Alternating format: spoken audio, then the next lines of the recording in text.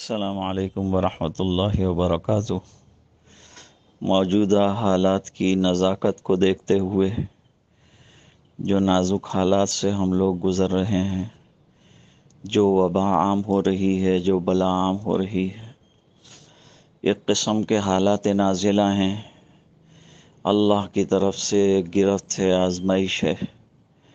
ایسے موقع پر حالات نازلہ کو سامنے رکھتے ہوئے اگر ائمہ کرام مساجد میں قنوت نازلہ شروع کریں، قنوت نازلہ کون سی ہونی چاہیے، اس میں الفاظ کی کیا بندش ہونی چاہیے، کیا دعائیں ہونی چاہیے، وہ بھی مفتی شاہد صاحب نے ساتھ بھیجی ہوئی ہیں۔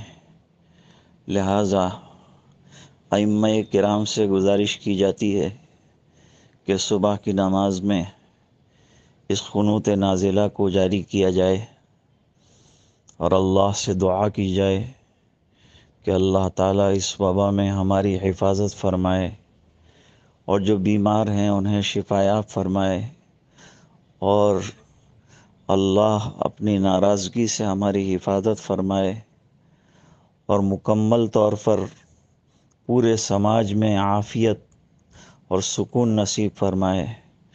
تو یہ قنوت پڑھنا بڑا اچھا ہے، ضرور پڑھنا چاہیے۔ ائمہ کرام سے اپیل ہے کہ اس پر عمل فرمائیں۔ مفتی شاہد صاحب اس کو فارورڈ کر رہے ہیں اور قنوت نازلہ کون سی پڑھنی چاہیے وہ بھی پیش فرما رہے ہیں۔ اس پر حتی الامکان عمل کیا جائے۔ اللہ تعالیٰ آپ حضرات کو جزائے خیر عطا فرمائے، بہترین بدلہ عطا فرمائے۔ السلام علیکم ورحمۃ اللہ وبرکاتہ۔